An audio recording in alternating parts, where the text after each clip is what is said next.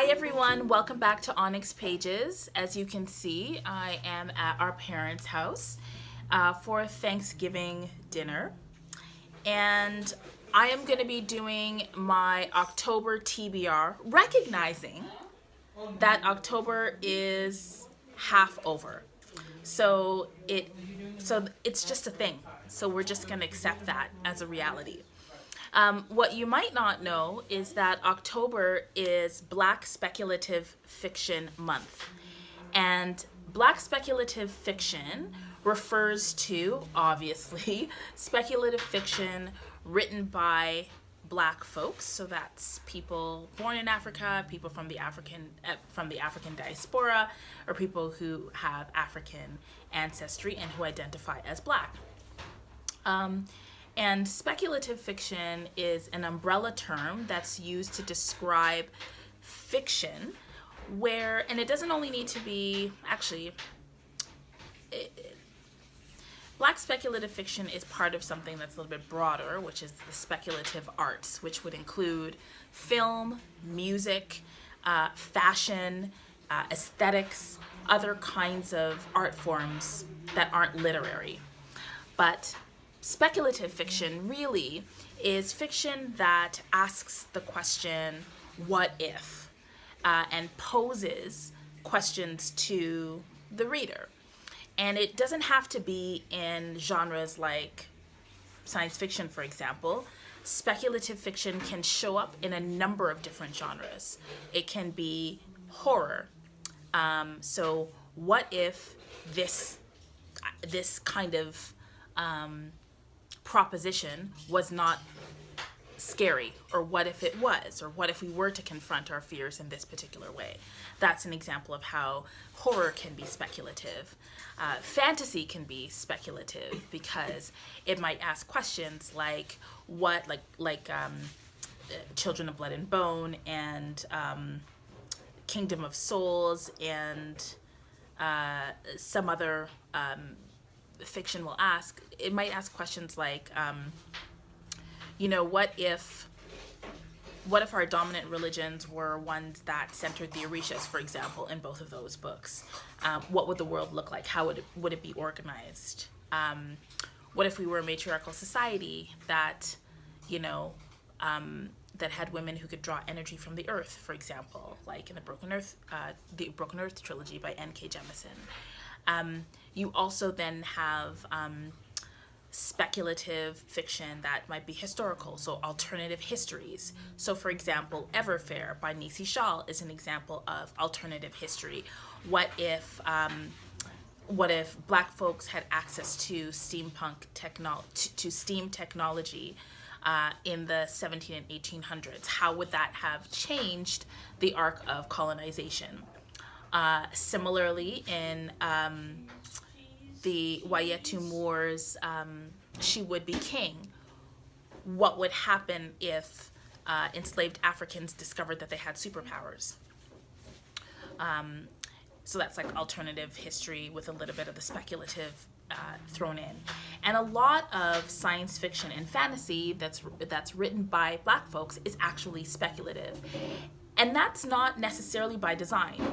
In some ways it is, because I think that when you come from a community of people who have been historically written out of fiction, just putting us back in the picture in and of itself is actually speculative in nature, because it asks questions like, well, if the Starship Enterprise was led by a non-binary Black captain, what would the prime directive actually look like, right? Things like that. But a lot of science fiction and fantasy written by Black folks is genre bends. Gender bends too, but genre bends. So sometimes the writing is hard to categorize. So Octavia Butler's work, for example, is definitely speculative fiction. So for those of you who have read Lilith's Brood, the Xeno, which is more like near future science fiction, or near future speculative fiction, a lot of her work really asks questions like, how would Black women in particular survive in these kinds of conditions?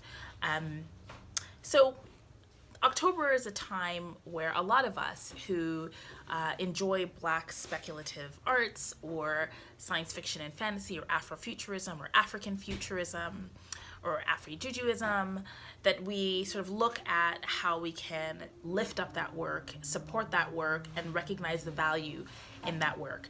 Also, in terms of speculative horror, Jordan Peele's Get Out and Us are examples of speculative horror. And I won't go into necessarily why, but both of those films really ask questions about race relations and horror and terror and survival. So, my TBR for October is really motivated by this theme, Black speculative fiction. I have already read Kingdom of Souls, which is a fantasy. I read it because it came out last month and I received an ARC, and you would have seen the review because it's already up. And if you haven't, then definitely take a look. And that's speculative in some ways, but I wouldn't really lean too much on it as speculative. It's fantasy. But the other three books that I'm hopefully going to finish in October are definitely Black and speculative. So the first is New Suns, and I'm filming this on the phone, so this will be reversed, which bothers me. But this is New Suns. New Suns is a collection of original speculative work written by people of color, edited by the amazing Nisi Shaw, who I had the pleasure of interviewing at this year's WizCon, so you can go back and take a look at that interview if you're interested. So this collection is a collection of writers who I really enjoy and some who are really new to me. So one writer who I totally enjoy. I enjoy him as a person. I enjoy him as an artist. I enjoy him as a scholar of graphic novels and comics, Alex Jennings. He has a piece in here, and I had the pleasure of listening to him read his piece at WizCon, and it was absolutely wonderful. I have not put up my WizCon vlog, even though, well, I haven't even edited, let's be real. Procrastination.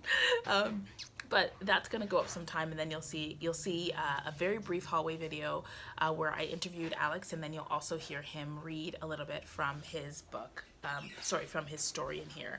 But so Alex is in here. Then there is Andrea Hairston, who's published in here as well, and I really love her work. And I had the opportunity to hear her read a little bit. And the foreword was written by LeVar Burton, who you would know from Star Trek, but also from LeVar Burton Reads. And if you're down like I am in the 1990s children's show world, then you'll remember LeVar Burton from Reading Rainbow. So he wrote the foreword. I'm just looking to see if there's anybody else that I recognize. Jamie Go, who is a famous science fiction fantasy writer. Also Sylvia Moreno Garcia, whose recent work, Gods of Jade and Shadows, just came out. Tobias Buckle, who is from the Caribbean, but I'm not sure exactly which island. I've never read his work, although I own it. So Rebecca Rowanhorse, who you'll remember from Trail of Lightning and Something of Locusts. The afterword is by Nisi Shaw. So there's a good representation. Oh, Stephen Barnes, who is a noted horror writer and Afrofuturist horror writer. It's a really wonderful collection. So there are writers here who identify as Black and African. There are at least 5 or 6 short stories by Black folks, but there are also stories from folks of color from other ethnic origins, other nationalities, and other racial identities. There's also, I believe, good representation from LGBT writers, and I believe there's at least one non-binary contributor. So, yes, so I'm looking forward to that. And I'll just read the back. New Sons, original speculative fiction by people of color, showcases emerging and seasoned writers of many races, telling stories filled with shocking delights, powerful visions, and the familiar made strange. Between this book's covers burn tales of science fiction, fantasy, horror, and their indefinable overlappings. These are authors aware of our many possible pasts and futures, authors freed of stereotypes and cliches, ready to dazzle you with their daring genius. Unexpected brilliance shines forth from every page. So I'm really looking forward to reading this, and I love the cover. And there is an Octavia Butler quote. I think it is, "There's nothing new under the suns, but there are certainly new suns," I think is the quote. So New Suns is an homage to Octavia Butler. And this book is dedicated to Cherie Renee Thomas. Cherie Renee Thomas was the editor of the Dark Matter series. There's Dark Matter 1 and Dark Matter 2. Dark Matter 1 was the first anthology of Black speculative writing, and then Dark Matter 2, Reading Down the Bones, followed that. I don't know how long later, but maybe about 10 years later. So if you're interested in getting into Black speculative writing, anthologies are a perfect way to do that, and I would recommend Dark Matter 1 and Dark Matter 2. Actually, I would also recommend Octavia's Brood, which is speculative fiction written by people of color with great LGBT rep, great non-binary rep, great rep for writers with disabilities, and it is activist science fiction inspired by Octavia E. Butler's work, and it was edited by Adrienne Marie Brown and Walida Imarisha. So it's an incredible anthology as well if you're interested in getting into speculative work, but you'd rather shorter works than longer ones. The second book that I hope to read is Black Magic Women, Terrifying Tales by Scary Sisters. So this is, so there was a book called 100 Black Women in Horror, and from that, and I've never read it and I don't know very much about it, but from that, 18 of those women are profiled in this book. This is edited by Samiko Salson, and I will read this. Imagine horror where Black characters aren't all tropes and the first to die. Imagine a world written by Black sisters where Black women and femmes are in the starring roles, from flesh-eating plants to flesh-eating bees, zombies to vampire-eating vampire hunters, ghosts, revenants, witches, and werewolves. This book has it all. Cursed drums, cursed dolls, cursed palms, ancient spirits and goddesses create a nuanced world of Afrocentric and multicultural horror. 17 terrifying tales by 17 of the scary sisters profiled in the reference guide, 100 Black Women in Horror. So there are stories written by, let's see if I recognize any of these names, Valjean Jeffers. So I read Valjean Jeffers' Colony Ascension for Space Opera September. There's also, no one else I recognize, which excites me. But yeah, I'm looking forward to whatever comes out of this. So that is the second book. And then the one that I've actually started now is Black from the Future. And this is a collection of Black speculative writing. This was published by Black Lesbian Feminist Press, BLF Press. It's not hard, but I get it wrong every time. And this was an ARC that I received from the publishing house, and I am looking forward to reading this. I've so far now read 2 of the stories. The first was written by Jewel Gomez and the second by Kibble Carson, and they were both really, really eerie and creepy and beautiful and interesting.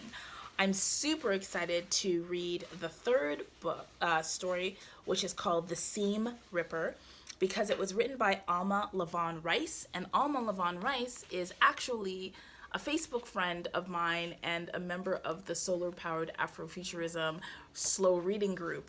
And I haven't read Alma's work before, and I'm really excited to support her writing. So that I think those are some of the names that I recognize here. I don't recognize any of the other names, so I will definitely be introduced to some new writers. I'll just read the back. Black from the Future, a collection of Black speculative writing, encompasses the broad spectrum of Black speculative writing, including science fiction, fantasy, magical realism, and Afrofuturism, all by Black women writers. Editors Stephanie Andrea Allen and Lauren Sherrill have gathered the voices of 20 emerging and established voices in speculative fiction and poetry. Writers who've imagined the weird and the wondrous, the futuristic and the fantastical, the shadowy and the sublime. I can say that the first two stories that I've read are really awesome. The first one is it is a how do I say it without spoiling? Because I'm trying to be better with spoilers. It's written from the perspective of a girl who lives with her father. This is in the 19th century, mid 19th century, so 1864, living in Maryland in a house after emancipation. And her house is a place where people who are who've recently been emancipated from slavery are passing through because they're heading north to freedom. So she meets a lot of people who pass through her home. So that story tells the tale of an encounter between her and her father and one of their recent guests. And then the second story, it's also really cool, and how do I describe it?